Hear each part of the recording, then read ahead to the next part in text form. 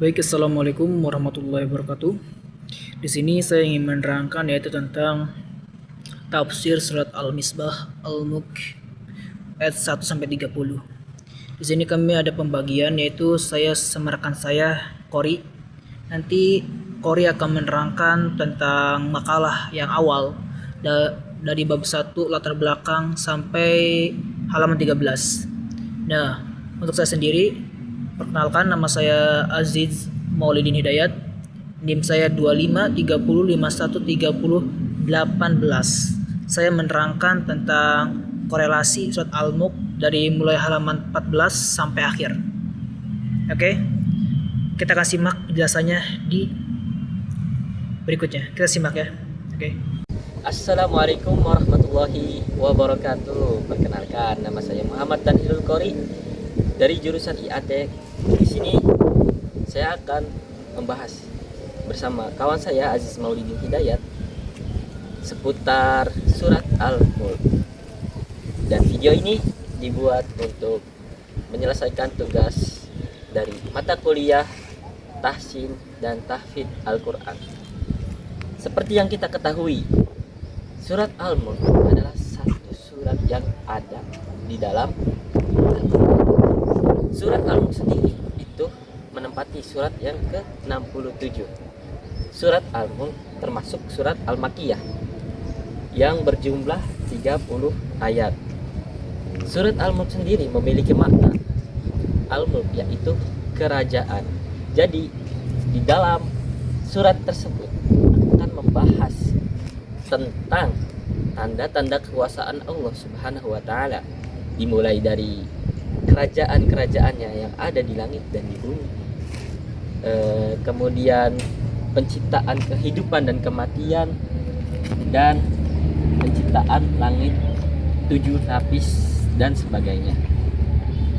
Secara tematik di dalam surat Al-Mulk itu menggabungkan antara konsep kosmologis, yaitu penciptaan kehidupan kematian, dan langit berlapis-lapis, dengan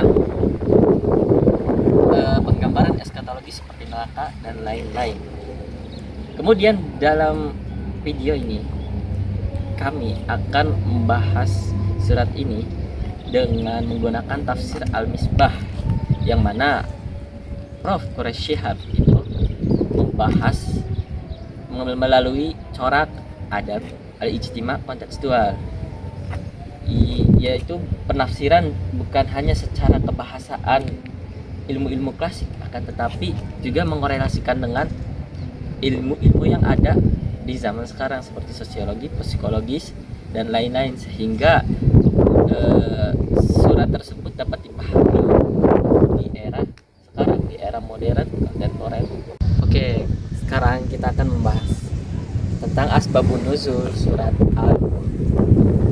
Dalam Al-Misbah, Prof. Quraish Shihab itu tidak menegaskan satu riwayat khusus tentang asbabun nuzul surat Al-Mulk, tetapi beliau mengikuti mayoritas ulama yang mengatakan bahwa surat Al-Mulk itu surat Al-Makiyah dan menempatkan dalam konteks dakwah awal Islam kepada tauhid dan iman kepada hari akhir. Ada beberapa riwayat yang menyebutkan, tapi ini bukan tentang asbabun nuzul, tapi tentang fadilah surat Al-Mulk, bacaan surat Al-Mulk. Riwayat tersebut mengatakan bahwa Nabi Muhammad SAW itu tidak tidur kecuali setelah membaca surat Al-Mulk dan surat As-Sajdah. Ada satu riwayat yang menyebutkan asbabun nuzul, akan tapi ini hanya menyebutkan satu ayat saja, yaitu ayat 13 surat Al-Mulk yang berbunyi Bismillahirrahmanirrahim wa asirru qawlakum awijharu bih innahu alimun bidatis sudur. Ibnu Abbas radhiyallahu anhu menyebutkan bahwa ayat 13 surat Al-Mulk ini diturunkan kepada kaum musyrikin yang menjelek-jelekkan Nabi Muhammad SAW di belakang Nabi Muhammad.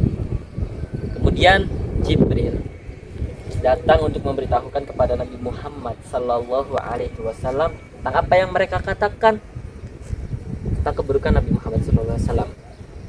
Kaum musyrikin itu berkata kepada kaum mereka, kepada sesama mereka, asirru qaulakum li alla yasma'a ilahuka. Rahasiakanlah ucapan kalian agar tidak Tuhan Muhammad tidak mendengar. Secara tematik, asbabun nuzul surat Al-Mulk dapat kita pahami secara umum bahwa ia turun untuk menguatkan hati orang beriman, kaum beriman di tengah tekanan kaum musyrikin Mekah pada saat itu, yang mana mereka meragukan kebangkitan dan juga kekuasaan Allah Subhanahu wa taala. Ayat-ayat surat Al-Mulk itu menjelaskan dan menggambarkan sikap-sikap mereka dan sekaligus menjawab tantangan-tantangan mereka pada masyarakat Mekah muslimin pada saat itu. Oke, sekarang kita memasuki pembahasan munasabah surat Al-Mulk dengan surat sebelumnya, yaitu surat At-Tahrim dan juga surat-surat setelahnya. Dalam At-Tahrim yang menyoroti kehidupan rumah tangga Nabi Muhammad, ancaman siksa bagi kaum munafik dan kaum kafir, dan juga ujian-ujian yang dialami oleh kaum muslimin. Prof. Quraisy Shihab memandang tema keumuman risalah, tanggung jawab, dan juga ancaman di dalam At-Tahrim ini menemukan kelanjutannya di dalam surat Al-Mulk dalam bentuk penegasan kekuasaan Allah yang memiliki kerajaan, yang menentukan kehidupan dan mati, dan juga balasan akhirat. Jika Tahrim menampakkan konsekuensi moral dan sosial dari pelanggaran, maka Al-Mulk menjadi dasar teologisnya, yaitu Allah pemilik kerajaan dan hari akhirat. Sehingga ancaman di At-Tahrim itu memiliki landasan teologis yang kuat. Di sisi lain, penutup surat Al-Mulk yang menyinggung tentang air yang bisa saja Allah Subhanahu wa taala lenyapkan, itu menyambung kuat dengan surat-surat setelahnya yang menegaskan dan menekankan aspek ancaman dan nikmat dalam konteks kehidupan dunia dan akhirat. Di sini saya menerangkan yaitu tentang tafsir Al-Misbah pada surat Al-Mulk. Dan juga yang menafsirkan ini adalah Quraisy Shihab. Beliau memakai sejumlah istilah kunci yang mencerminkan gaya dan metodologinya. Yang pertama adalah tabaraka, dipahami sebagai melimpah dan terus bertambahnya berkah, keluruhan, dan kemuliaan Allah, bukan sekedar Maha Suci. Yang kedua adalah Al-Mulk, bukan hanya kerajaan dalam arti politik, tetapi kekuasaan total atas wujud, hukum alam, hidup mati, rezeki, dan hari kebangkitan. Yang ketiga adalah Al-Maut wa Al-Haya, kematian dan kehidupan sebagai dua fase dari satu rangkaian ujian. Kematian tidak dipahami sebagai ketiadaan mutlak, tetapi perpindahan alam yang juga diciptakan Allah. Yang keempat, ahsanu amala, kualitas amal yang menggabungkan ketetapan sesuai syariat dan keikhlasan, bukan sekedar kuantitas. Yang kelima adalah khosyah, takut yang lahir dari pengetahuan dan perenungan akan kebesaran Allah. Ia berbeda dari khauf biasa. Yang keenam, bil ghaib, keadaan tidak melihat Allah dan tidak dilihat manusia, menekankan pengawasan batin.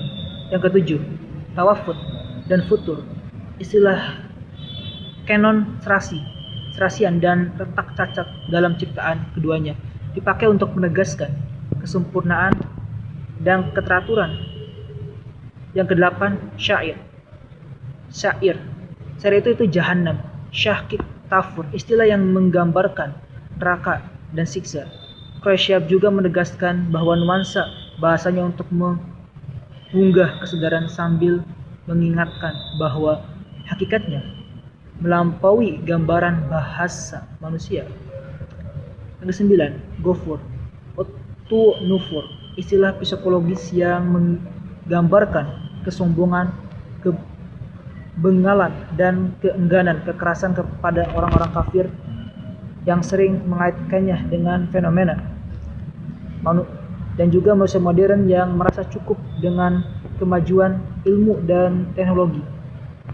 Yang ke-10 terakhir, tawakal, sikap bersandar kepada Allah setelah ikhtiar, bagian dari etika praktis yang ditegaskan dalam ayat ke-29.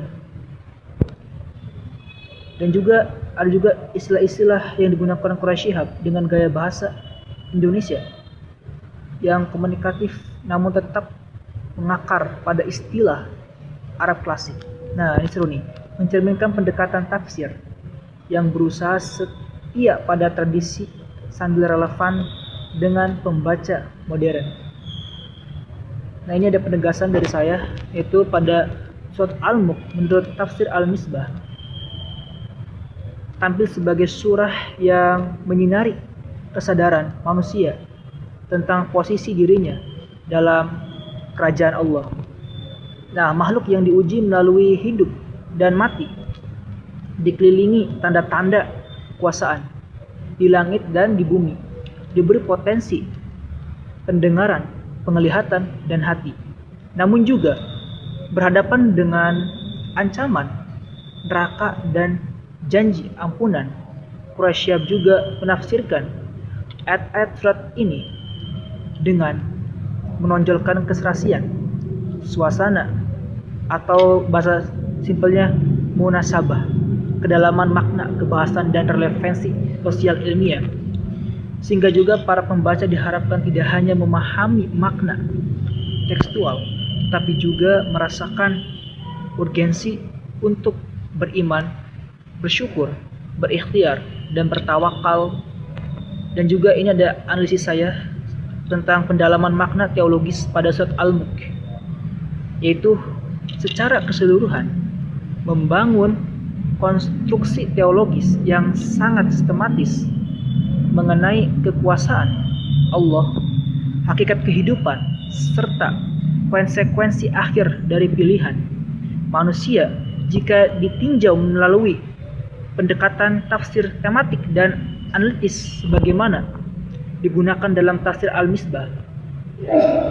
Terlihat bahwa surah ini tidak sekedar menjelaskan kekuasaan Allah secara deskriptif, tapi juga menyusun argumentasi rasional yang menyentuh dimensi akal dan kesadaran manusia, maksudnya gitu. Ayat-ayat awal surat Al-Mulk juga menegaskan bahwa konsep tauhid rububiyah melalui pengenalan terhadap penciptaan langit yang berlapis-lapis tanpa cacat. Penegasan tidak terdapat ketidakseimbangan bukan hanya informasi kosmologis tetapi juga argumen teologis bahwa keteraturan alam merupakan bukti keberadaan dan kesempurnaan penciptaan. Nah, dalam perspektif mufasir juga, struktur ini menunjukkan metode Al-Quran dalam berdialog dengan akal manusia melalui observasi realitas. Selanjutnya, ketika surah ini menggambarkan siksa neraka dan dialog antara penghuni neraka dengan penjaganya, tampak bahwa Al-Quran menghadirkan dimensi moral dan tanggung jawab individu dan juga penolakan terhadap peringatan para rasul menjadi sebab utama kehancuran mereka. Hal ini memperlihatkan bahwa kebinasaan bukanlah bentuk ketidakadilan Tuhan, melainkan konsekuensi logis dari penolakan terhadap kebenaran. Pada bagian berikutnya kita bahas tentang surat Al-Mulk, menekankan bahwa Allah mengetahui segalanya, sesuatu bahkan apa yang tersembunyi di dalam hati Nah, ayat-ayat ini juga memperkuat nih konsep ilmu Allah yang mutlak dan menyeluruh dalam kerangka teologi Islam. Hal ini berkaitan dengan sifat al-alim dan al-khabir yang menunjukkan bahwa tidak ada ruang bagi manusia untuk bersembunyi dari pertanggungjawaban moral. Menariknya, saat ini juga menggunakan pendekatan retoris dengan pertanyaan-pertanyaan relektif seperti tentang siapa yang dapat memberi rezeki jika Allah menahannya. Nah, gaya pertanyaan ini bertujuan membangunkan kesadaran bukan sekedar menyampaikan informasi. Metode seperti ini juga menunjukkan bahwa Al-Quran membangun argumen melalui pendekatan rasional sekaligus spiritual. Nah, secara keseluruhan, surah Al-Mulk dapat dipahami sebagai surah yang menyatukan 3 dimensi utama. Yang pertama, kekuasaan ilahi. Yang kedua, tanggung jawab. Yang ketiga adalah kepastian hari pembalasan. Dan struktur ayat-ayatnya juga bergerak dari pengenalan kosmos, peringatan terhadap pembangkangan, hingga penguatan kesadaran. Pengawasan ilahi.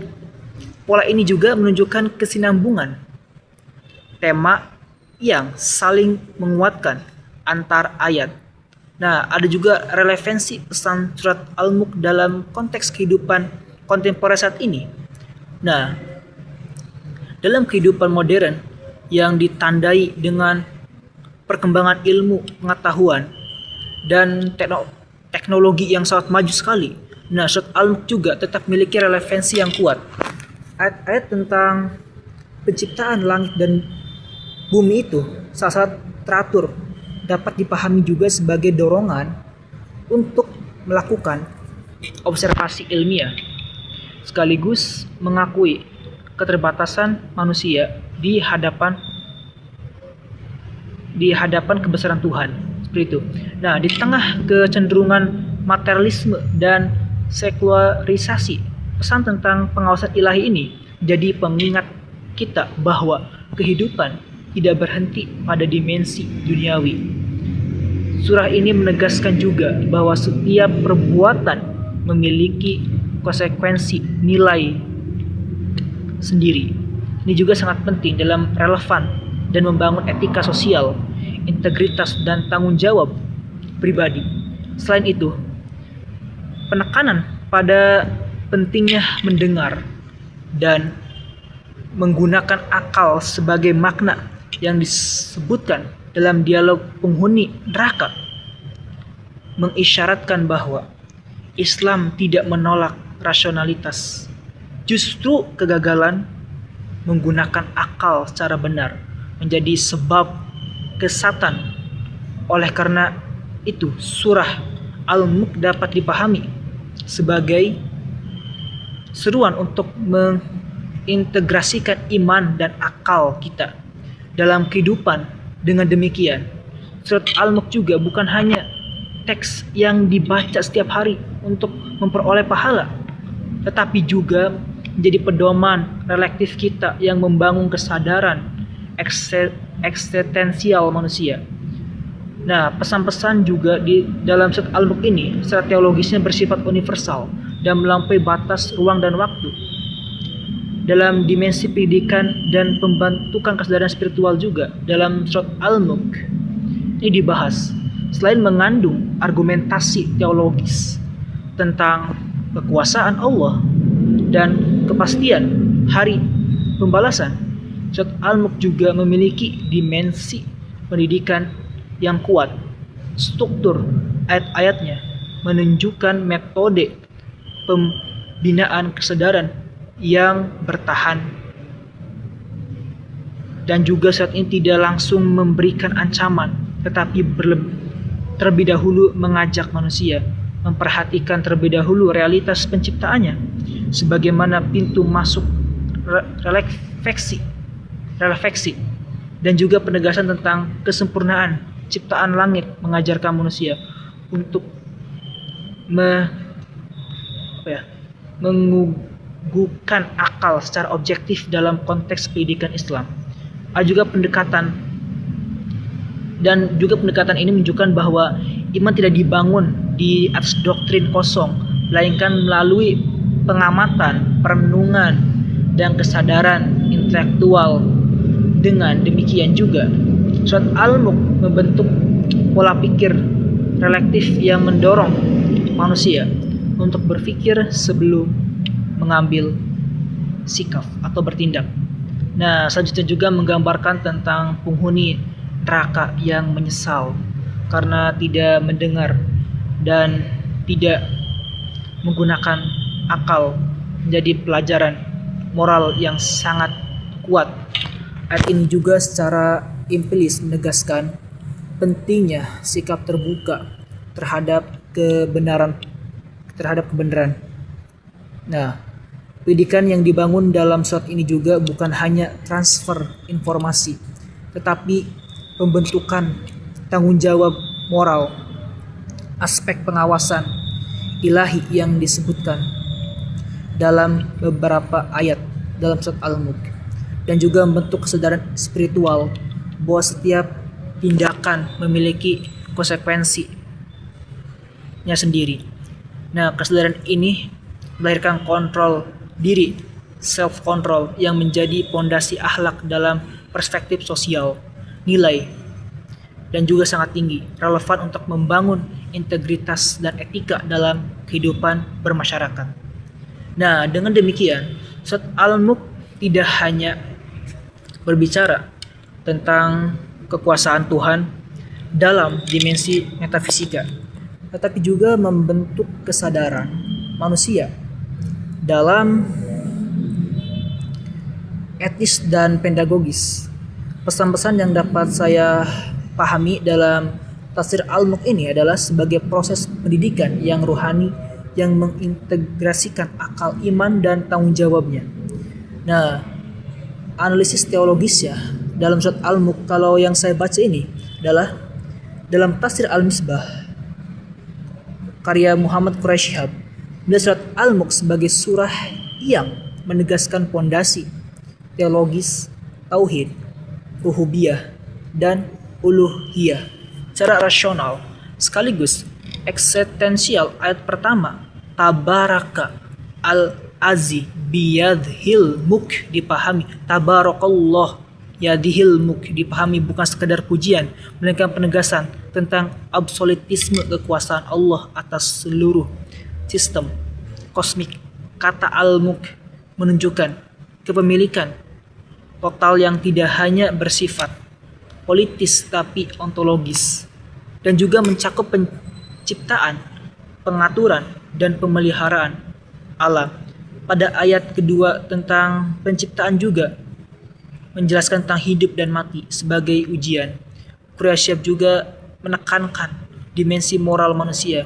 Hidup tidak dipahami sebagai tujuan akhir, tetapi sebagai arena evaluasi kualitas amal. Liyabluwakum ayyukum ahsanu amala wa huwal azizul ghafur. Pada ayat ini juga menekankan bahwa ahsanu terbaik, bukan aksaru terbanyak, menunjukkan bahwa kualitas amal lebih utama daripada kuantitasnya. Di sini terlihat pendekatan etis yang kuat dalam tafsir beliau, maksudnya Quraisy Shihab. Ayat-ayat tentang penciptaan langit berlapis-lapis dan ketiadaan cacat dalam ciptaan Allah pada ayat 3 sampai 4 Al-Mulk itu dibaca sebagai argumentasi rasional terhadap keberadaan dan kesempurnaan Tuhan.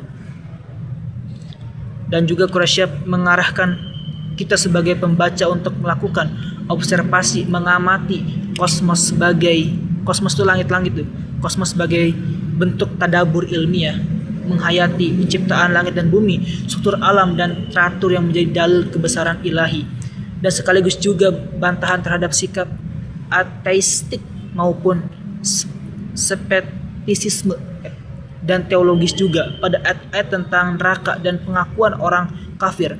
Ayat 6 sampai 11 Dalam tafsir Al-Misbah itu tidak hanya menekankan aspek ancaman, tapi juga tanggung jawab intelektual manusia dan juga pengakuan penghuni neraka bahwa mereka tidak menggunakan pendengaran dan akal secara benar, dan juga menunjukkan pentingnya fungsi rasio dalam Islam. Dengan demikian juga surat Al-Mulk ini memperlihatkan keseimbangan antara wahyu dan akal.